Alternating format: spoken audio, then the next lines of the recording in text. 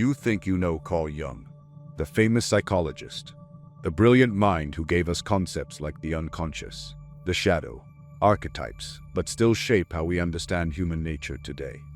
But what if I told you that Jung's most profound discovery, the one that would revolutionize how we see human development, didn't come from years of academic study, from analyzing patients, or from reading ancient texts? What if it came from a complete psychological breakdown that nearly destroyed him? Picture this. It's 1913. Jung is 38 years old, at the height of his career. He's Freud's chosen successor, the golden boy of psychoanalysis. He has a thriving practice, a beautiful family, international recognition. By every external measure, he has arrived. And then, without warning, his world begins to collapse from the inside. It starts with dreams, vivid, disturbing visions of Europe drowning in blood. Then come the fantasies during his waking hours, conversations with figures that don't exist, images that seem to rise from some deep, forgotten well within his psyche. He begins to question his own sanity. Jung later wrote, "An incessant stream of fantasies had been released, and I did my best not to lose my head, but to find some way to understand these strange things." For 6 years, Jung lived in what he called a confrontation with the unconscious. His colleagues whispered behind closed doors. Some thought he was having a nervous breakdown. Others wondered if he had lost his mind entirely. But Jung did something extraordinary. Instead of running from the chaos, instead of medicating it away or pretending it wasn't happening, he decided to dive deeper. He began documenting everything. Every vision, every conversation with these inner figures, every strange symbol that emerged from his unconscious mind. What emerged from this process was a blood-red leather journal that he would later call the Red Book. Hundreds of pages of visions, dialogues, and illustrations that mapped the geography of his own inner world. And in that geography, Jung discovered something that would change everything we thought we knew about human development. He discovered that what we call midlife crisis, this psychological upheaval that hits so many of us around the age of 40, isn't a breakdown at all. It's a breakthrough. It's the moment when your soul stops accepting the life you built to please others and demands that you finally become who you really are. But here's what makes Jung's story so compelling. He didn't just survive his crisis. He emerged from it more creative, more insightful, more authentically himself than he had ever been before. The theories that made him famous, individuation, the collective unconscious, the process of becoming whole, all of them were born in that darkness. Jung would later write, "The years when I was pursuing my inner images were the most important in my life. In them, everything essential was decided." Think about that for a moment. This man, who would become one of the most influential thinkers of the 20th century, said that his years of psychological crisis were the most important of his life. Not his years of success, not his years of recognition, but his years of falling apart.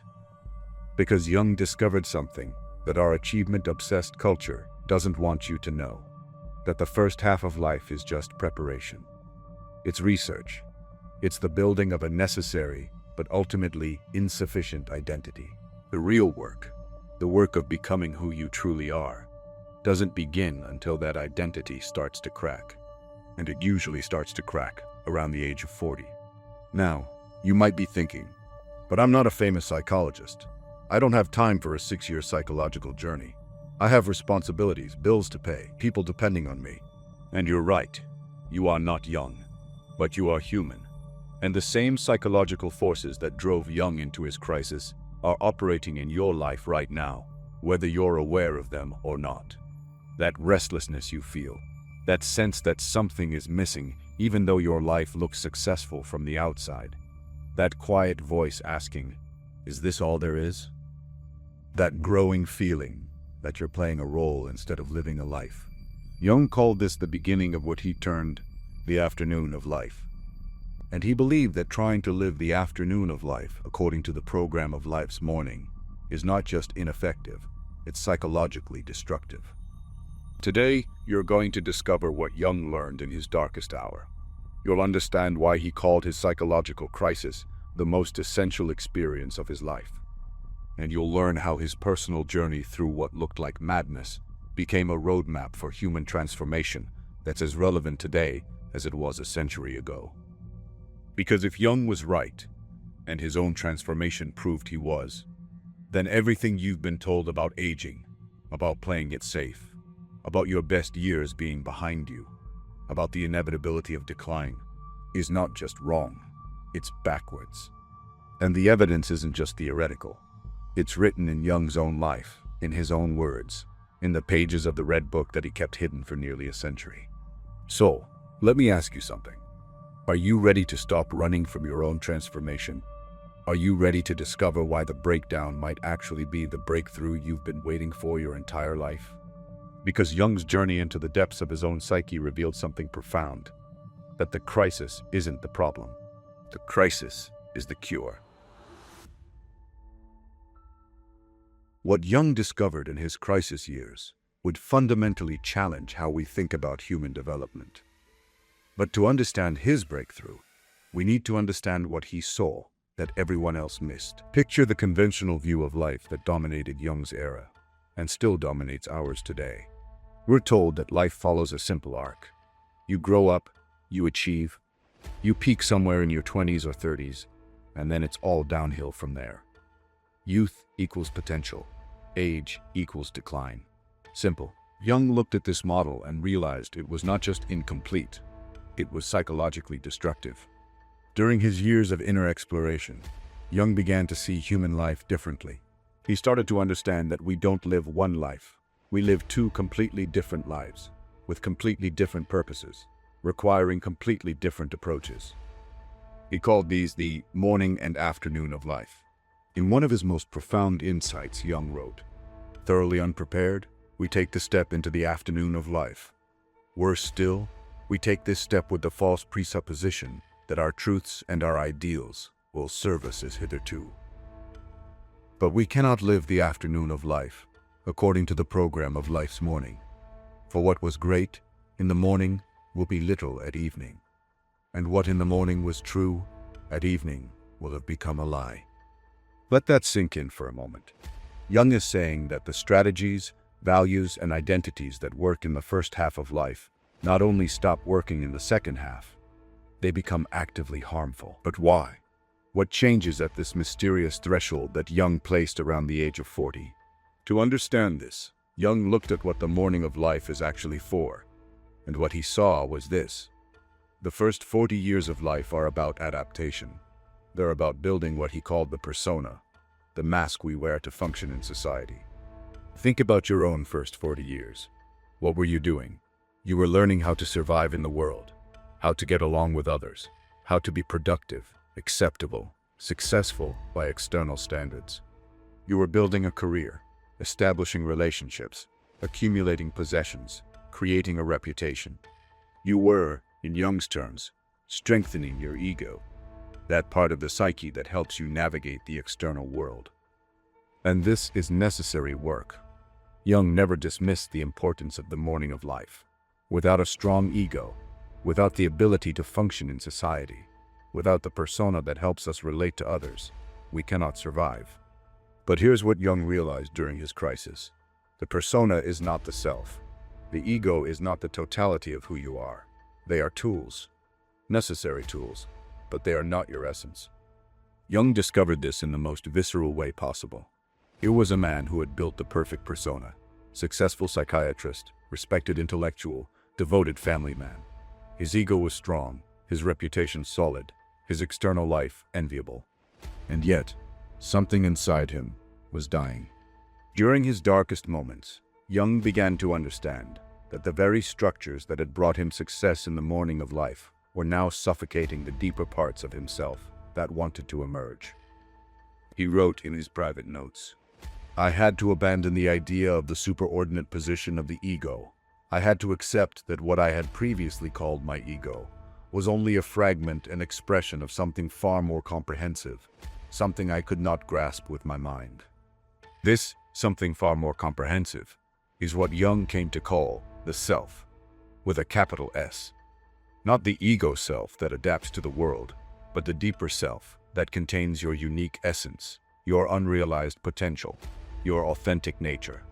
And here's Jung's revolutionary insight. This deeper self cannot emerge while you're still completely identified with your persona. It cannot grow while you're still living according to the program of life's morning. Something has to break down for something new to break through. This is why Jung came to see the midlife crisis not as a pathology, but as a natural and necessary transition. It's the moment when your psyche begins to shift its priorities from external adaptation to internal realization. Jung observed this pattern not just in his own life, but in his patients. He began to notice that people who came to see him in their 40s and 50s were dealing with a completely different set of psychological challenges than younger patients. Younger patients typically struggled with what Jung called problems of adaptation: how to fit into society, how to succeed, how to build relationships, how to establish themselves in the world. But older patients presented what he called problems of meaning. They would say things like, "I have everything I thought I wanted, but I feel empty. I followed the rules, but something is missing. I don't recognize myself anymore." These weren't problems that could be solved by more adaptation, more success, more external achievement. These were problems of the soul. Jung began to realize that what we call depression, anxiety, or crisis in midlife is often the psyche's way of saying, the morning program is no longer sufficient. It's time for something new. But here's where most people, then and now, make a crucial mistake. When they feel this inner stirring, this dissatisfaction with their current life, they try to solve it using morning of life strategies. They work harder, they chase new achievements, they buy things, they change external circumstances, while leaving their internal world untouched. Jung called this approach not only ineffective, but psychologically dangerous. It's like trying to use a child's clothes on an adult body. Not only will they not fit, but they'll restrict your movement and growth. So what is the afternoon of life actually for? What should you be doing once you've built your ego, established your persona, proven you can function in the world? Jung's answer was radical. The afternoon of life is for individuation. Individuation, Jung's most important concept, is the process of becoming who you truly are, as opposed to who you've been conditioned to be. It's about integrating all the parts of yourself that you had to suppress or ignore in order to build your persona. It's about moving from adaptation to authenticity. Jung defined individuation as becoming an individual, and insofar as individuality embraces our innermost, last, and incomparable uniqueness, it also implies becoming one's own self. Notice that word, incomparable. Jung believed that true individuation leads you to become something that cannot be compared to anyone else, because you become authentically, uniquely yourself. But this process cannot begin until you're willing to question the persona you've built, to examine the life you've constructed, to ask whether the path you're on is truly your path or simply the path you were given. And that questioning, that's what triggers what we call the midlife crisis. Jung realized that this crisis isn't something to be avoided or quickly resolved. It's something to be honored, explored, and ultimately embraced as the doorway to the most important phase of human development. Because in Jung's view, the afternoon of life isn't about decline. It's about depth. It's not about having less. It's about becoming more authentic, more integrated, more truly yourself than you have ever been before. But this transformation requires something that our culture finds terrifying: the willingness to let go of who you've been in order to discover who you really are. So what exactly is this individuation process that Jung discovered during his years in the psychological wilderness? How do you actually move from living someone else's program to living your own authentic life? Jung didn't just theorize about this process. He lived it, documented it, and developed specific techniques that he used both on himself and with his patients. What emerged was a map of psychological transformation, unlike anything the world had seen before. During his crisis years, Jung made a discovery that would become central to all his later work. The parts of ourselves that we reject, deny, or hide don't disappear. They go into what he called the shadow, and they wait. Jung wrote, "Everyone carries a shadow, and the less it is embodied in the individual's conscious life, the blacker and denser it is." Think about your own life for a moment. In building your persona, that socially acceptable version of yourself, what did you have to leave behind? What aspects of your personality did you learn were inappropriate or unacceptable? Maybe you learned that anger wasn't allowed, so you became perpetually pleasant. Maybe you discovered that vulnerability was dangerous, so you became invulnerable. Maybe you were told that certain dreams were impractical, so you became practical instead. All of those rejected parts, the anger, the vulnerability, the impractical dreams, they didn't vanish. They went into your shadow. And Jung discovered that you cannot become whole until you reclaim them. But here's what made Jung's approach revolutionary. He didn't see shadow work as getting rid of negative traits. He saw it as integration, finding healthy ways to express the full spectrum of human nature that lives within you. During his own crisis, Jung experienced this integration firsthand. He had built his persona around being rational, controlled, scientifically minded. But in his visions and active imagination work, he encountered parts of himself that were mystical, emotional, even chaotic. Instead of dismissing these experiences as symptoms of breakdown, Jung began to dialogue with them. He developed what he called active imagination, a technique for consciously engaging with unconscious content. Here's how Jung described his own process. "I took the unconscious contents that came up and submitted them to a directed conscious consideration. I would ask myself, what does this mean? How ought I to deal with this? And I would answer this question to the figure that had appeared to me." This wasn't passive fantasy or daydreaming.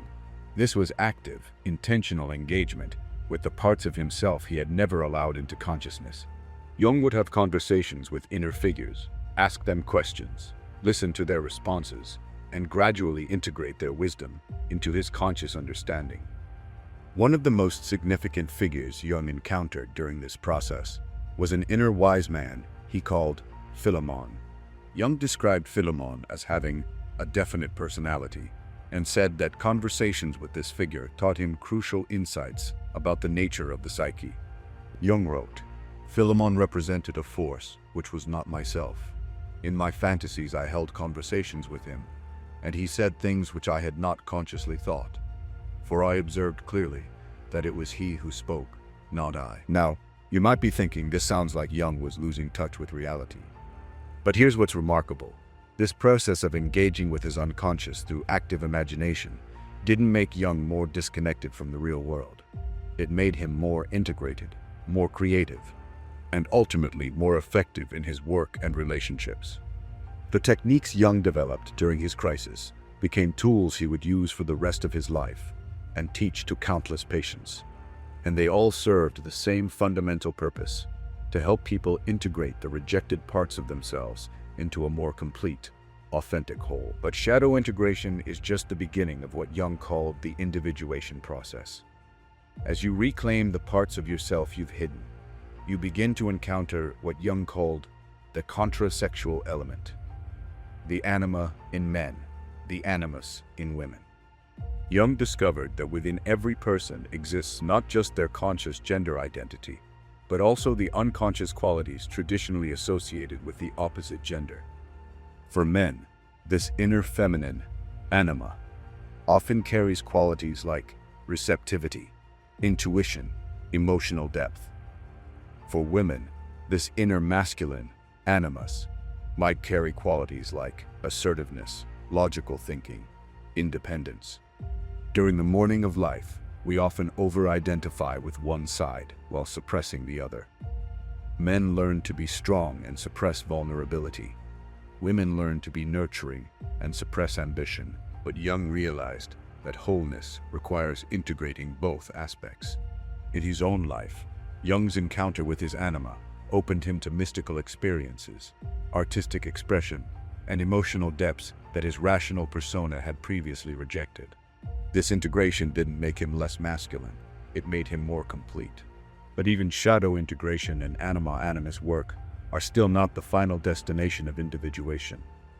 Jung discovered that there's something even deeper, what he called the self, with a capital S. The self, in Jung's understanding, is not the ego. It's not even the sum of all your psychological parts. It's something transcendent, the organizing principle of the entire psyche, the blueprint of your unique potential, the deeper wisdom that knows who you're meant to become. Jung often represented the self through mandala symbols, circular, symmetrical patterns that suggested wholeness and integration. During his crisis years, Jung found himself spontaneously drawing mandalas, and he began to understand them as representations of the self trying to manifest in consciousness. He wrote, "The mandala is an archetypal image whose occurrence is attested throughout the ages. It signifies the wholeness of the self. But here is what's crucial to understand. You cannot reach the self by trying to perfect your ego or by building a better persona. You can only reach it by going through the difficult work of integration, embracing your shadow, dialoguing with your contrasexual side, and allowing a deeper organizing principle to emerge." Jung called this emergence the transcendent function, the mysterious process by which conscious and unconscious contents unite to create something new, something that transcends the limitations of either alone. This is why Jung saw midlife not as decline, but as opportunity. It's the time when you've built enough ego strength to survive the dismantling process. It's when you've lived enough to have substantial shadow material to integrate. It's when you've followed the persona far enough to discover its limitations. In other words, you cannot individuate until you have something to individuate from. Jung observed that people who try to skip the morning of life, who reject all social adaptation, who refuse to build a functional ego, often remain psychologically adolescent. But people who get stuck in the morning of life, who never question their persona, who never explore their shadow, remain psychologically incomplete. The afternoon of life requires both the ego strength developed in the morning and the willingness to transcend that ego in service of something larger.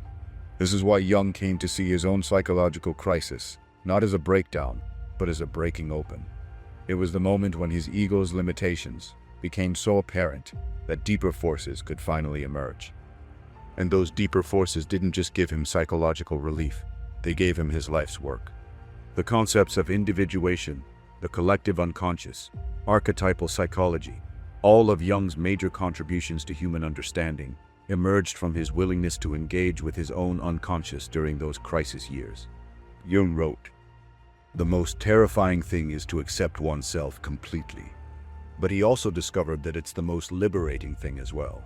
Because when you stop trying to be who others expect you to be and start becoming who you actually are, you tap into a source of energy and creativity that you never knew existed. This is the promise of Jung's individuation process. Not that life becomes easier, but that it becomes real. Not that you become perfect, but that you become whole. Not that you escape human suffering, but that you find meaning in it. And according to Jung, this transformation is not just possible in midlife, it's the very purpose of midlife. The afternoon of life exists to complete what the morning began, the full realization of human potential. So, how do you actually begin this process? How do you move from understanding Jung's insights intellectually to living them authentically? How do you start your own journey into the afternoon of life? Jung didn't leave us with abstract theories. During his crisis years and throughout his practice, he developed specific practical methods for engaging with the unconscious and facilitating individuation. These aren't New Age techniques or modern self-help strategies. These are the actual methods Jung used on himself and taught to his patients for over 50 years. But before we dive into the practical work, you need to understand something crucial. Jung discovered that you cannot force individuation. You cannot rush it, manipulate it, or achieve it through willpower alone. Jung wrote, "The privilege of a lifetime is to become who you truly are."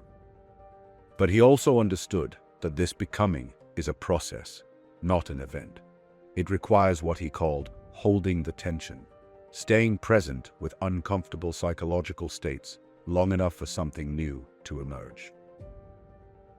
This is perhaps the hardest part for people in our instant gratification culture to accept. We want to fix the midlife crisis, solve it, get through it as quickly as possible. But Jung discovered that the crisis itself is the medicine. The breakdown is the breakthrough. So the first step in Jung's approach is not action. It's acceptance. Accepting that if you're feeling restless, lost, or disillusioned with your current life, something important is trying to happen. Your psyche is attempting to initiate you into the afternoon of life. Jung observed that this initiation often begins with what he called the call of the soul.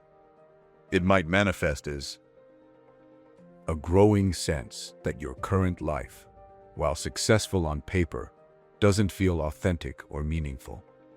Dreams that feel more vivid or significant than usual. A pull toward activities, interests, or aspects of life that you've previously ignored or dismissed. Increasing sensitivity to beauty, meaning, or spiritual questions. A feeling that you're playing a role rather than living your true life. If you recognize any of these experiences, Jung would say you're already in the early stages of individuation. The question is, will you listen to what your psyche is trying to tell you, or will you try to silence it with more external achievements? Jung's first practical technique was what he called active imagination. This is not passive daydreaming or wishful thinking. It's a specific method for engaging consciously with unconscious content. Here's how Jung described the process. First, you empty your mind of conscious thoughts and allow unconscious content to arise naturally. Then, instead of dismissing or analyzing what emerges, you give it form through writing, drawing, or inner dialogue. Finally, you take an ethical standpoint toward what emerges, asking what it means and how you should respond to it. Jung used this technique throughout his crisis years. He would sit quietly, allow images or figures to arise in his imagination, and then engage with them as if they were real people with their own thoughts and perspectives. This is how he encountered Philemon and other inner figures who guided his transformation. You can begin this practice simply. Set aside time for solitude. Jung believed this was absolutely essential. In our connected, busy world, we rarely give the unconscious space to speak. Create regular periods where you're not consuming information, not being productive, not solving problems, just being present with whatever arises. When thoughts, images, or feelings emerge during these quiet periods, don't immediately judge or analyze them. Instead, ask them questions. What are you trying to tell me? What do you represent? What do you need from me? Jung discovered that the unconscious often communicates through symbols, metaphors, and emotions, rather than logical thoughts. A feeling of being trapped might represent some aspect of your life where you've given away your power. An image of a journey might symbolize a psychological transition you're avoiding. A sense of grief might indicate that you're mourning an outdated version of yourself. The key is to approach this material with what Jung called respectful curiosity, rather than immediate interpretation or dismissal. Jung's second major technique was shadow work, the conscious recognition and integration of rejected aspects of the personality. Jung discovered that you can identify your shadow by paying attention to what triggers strong emotional reactions in you, particularly judgments about other people. Jung wrote, "Everything that irritates us about others can lead us to an understanding of ourselves. When you find yourself strongly criticizing someone for being selfish, overly emotional, irresponsible, or any other trait, Jung would suggest asking, how might this quality exist in me? How have I rejected or suppressed this aspect of human nature in myself?" This doesn't mean you need to become selfish or irresponsible. It means recognizing that these human capacities exist within you and finding conscious, appropriate ways to express them. Maybe your judgment of others' selfishness reveals that you've suppressed your own healthy self-interest. Maybe your irritation with emotional people shows that you've cut yourself off from your own feeling life. Shadow work is not about becoming a different person. It's about becoming a more complete person. Jung discovered that when you integrate shadow material consciously, it often transforms into positive qualities. Suppressed anger might become healthy assertiveness. Hidden selfishness might become necessary self-care. Rejected wildness might become creative spontaneity. Jung's third practical technique was dream work. Jung kept a dream journal for most of his adult life and considered dreams to be direct communications from the unconscious. He developed specific methods for working with dream material that went far beyond simple interpretation. Jung's approach to dreams was not to decode them like puzzles, but to engage with them as living experiences. He would ask patients to return to their dreams in imagination, to dialogue with dream figures, to explore what the dream was trying to show them about their current life situation. If you begin keeping a dream journal, Jung would suggest looking for patterns over time, rather than trying to interpret individual dreams. What themes keep appearing? What figures or symbols recur? How do your dreams change as you go through different life transitions? Jung discovered that dreams often compensate for conscious attitudes. If you're too rigid in your waking life, your dreams might be chaotic. If you're avoiding difficult emotions, your dreams might be intensely emotional. If you're stuck in your head, your dreams might emphasize bodily or instinctual experiences. But perhaps Jung's most important practical insight was about the necessity of what he called voluntary suffering. Jung distinguished between unnecessary suffering, the pain we create through resistance, denial, or poor choices, and necessary suffering, the pain that comes from growth, from facing reality, from letting go of what no longer serves us. Jung realized that individuation requires voluntary suffering. It means choosing to feel the grief of outgrown relationships, rather than staying in them out of comfort. It means accepting the anxiety of uncertain transitions, rather than clinging to security that stifles your soul. It means enduring the loneliness of being authentic, rather than the false connection of playing roles. This is why Jung came to see the midlife crisis as sacred suffering. It's not suffering that should be avoided or quickly remedied. It's suffering that should be honored as the birth pangs of your authentic self. Jung wrote, "The most intense conflicts, if overcome, leave behind a sense of security and calm that is not easily disturbed." But Jung also recognized that this process cannot be undertaken in complete isolation. While solitude is essential, he emphasized the importance of what he called honest relationship, connections with people who can witness your authentic self, rather than just your persona. During his crisis years, Jung's relationship with his wife Emma and his close friendships provided crucial grounding. He needed people who could see him struggling without trying to fix him, who could accept his uncertainty without rushing to provide answers. If you're beginning your own individuation process, Jung would emphasize finding or cultivating relationships that can hold space for your authentic experience. This might mean having difficult conversations with existing relationships about who you're becoming. It might mean setting boundaries with people who pressure you to remain the same. It might mean seeking out new connections with people who are also on the path of authenticity. Jung also discovered the importance of what he called meaningful work. Not just a job that pays the bills, but engagement with activities that feel connected to your deeper purpose. This doesn't necessarily mean changing careers, though it might. It means finding ways to express your authentic self through your daily activities. During his crisis, Jung began building with his own hands a stone tower at Bollingen. This wasn't just a building project, it was what he called active imagination in stone. The physical work of creating something meaningful provided a container for his psychological transformation. Your own Bollingen Tower might be writing, art, gardening, mentoring, community service, or any activity that feels like an expression of your deeper self, rather than just another obligation. Jung believed that the afternoon of life naturally draws us toward what he called generative activities, ways of contributing to the world that will outlast our individual existence.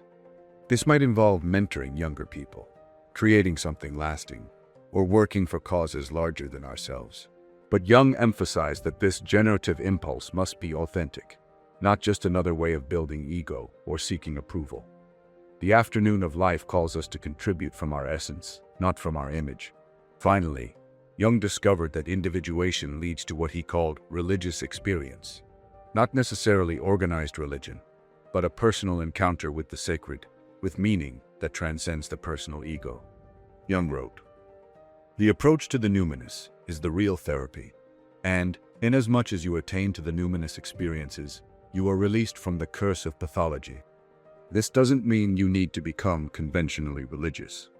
It means recognizing that individuation ultimately connects you to something larger than your personal concerns. Whether you call it God, the self, the collective conscious, or simply the mystery of existence. The practical path Jung discovered is not easy.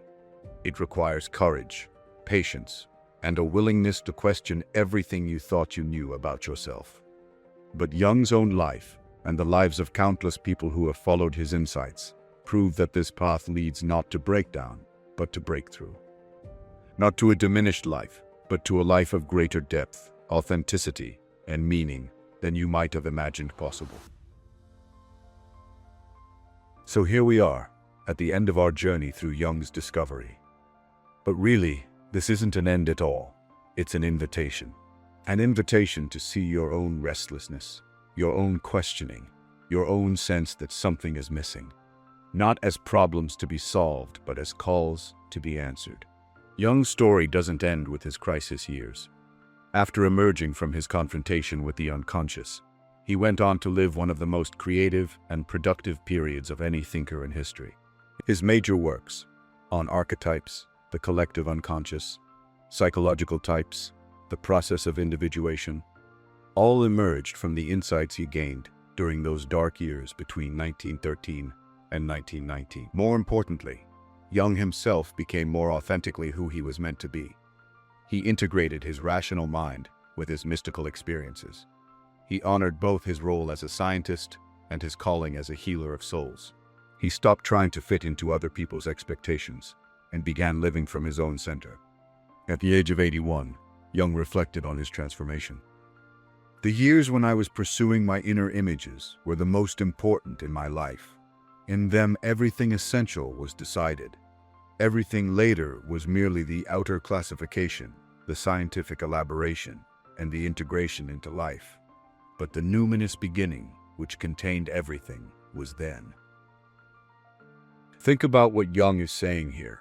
At 81, looking back on a life of extraordinary achievement and recognition, he identified his period of greatest crisis as the most important time of his entire existence. Not his successes, not his discoveries, not his acclaim, but his breakdown and rebuilding. This is the promise that Jung's life offers you, that your own crisis, your own questioning, your own sense that something needs to change, might not be the beginning of decline, but the beginning of your most authentic and meaningful years. But Jung also understood that this transformation cannot be forced or hurried. You cannot rush into the afternoon of life. You can only prepare yourself to receive it when it comes. That preparation begins with a simple but profound shift in perspective. Instead of asking, "How do I get rid of this restlessness, this dissatisfaction, this sense that something is wrong?" start asking, "What is this trying to teach me? What wants to emerge? What am I being called to become?" Jung discovered that the psyche is not random.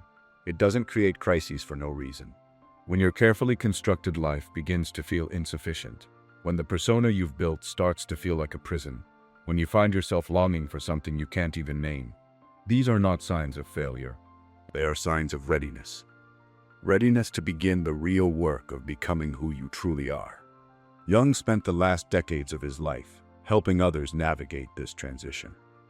And what he found, again and again, was that people who had the courage to face their own unconscious, to integrate their shadow, to question their persona, didn't just survive the process, they thrived in ways they had never imagined possible. They discovered creativity they didn't know they possessed. They found depths of compassion and wisdom that surprised them. They developed a sense of purpose that was both deeply personal and connected to something larger than themselves. This is not a promise of easy transformation. Jung never offered that. What he offered was something far more valuable, the assurance that the struggle itself is meaningful, that the crisis is sacred, and that on the other side of breakdown lies a kind of wholeness that makes every moment of difficulty worthwhile. The afternoon of life is waiting for you. Not someday, when you figured everything out, when you feel ready, when the circumstances are perfect. It's waiting for you now. In your questions, in your restlessness, in that quiet voice that whispers there must be more to life than this. Jung's Red Book, that record of his journey through psychological darkness into light, remained hidden for nearly a century. But it was finally published in 2009 because Jung's family realized that his personal journey of transformation could light the way for others. Your own Red Book, your own journey into authenticity, is waiting to be written. Not in red leather, but in the choices you make each day, in your willingness to listen to your soul rather than just your ego, in your courage to become who you really are rather than who you think you should be. Jung's final gift to us was the understanding that the afternoon of life is not about decline. It's about depth. It's not about having less. It's about being more authentic, more integrated, more alive. The question is not whether you are ready for this transformation. The question is whether you're ready to stop resisting it. Because as Jung discovered in his own dark night of the soul, sometimes the most important journey you'll ever take begins the moment you stop running from yourself and start walking toward who you were always meant to become. But here's what Jung also discovered. Once you begin this journey of individuation, once you start becoming authentically yourself, something fascinating happens to how others respond to you. Jung spent decades studying this phenomenon, why authentic people unconsciously trigger such intense reactions in others. Click on this video next to understand the phenomenon that intrigued and haunted Carl Jung for decades.